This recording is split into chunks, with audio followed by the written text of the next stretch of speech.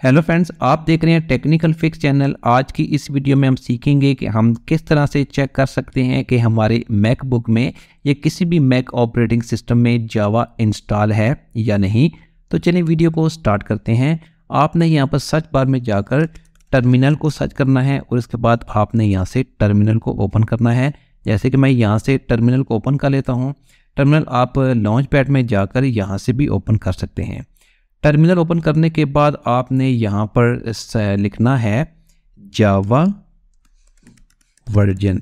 Java version लिखने के बाद आपने यहाँ से इंटर बटन प्रेस करना है। तो ये आपको बता देगा कि आपके लैपटॉप में जावा इंस्टॉल है या नहीं। इस वक्त मेरे मैकबुक में जावा इंस्टॉल नहीं है। तो आप इस तरह से चेक कर सकते हैं कि हमारे मैकबुक में या किसी भी मैक ऑपरेटिंग सिस्टम में जावा का कोई वर्जन इंस्टॉल है या नहीं।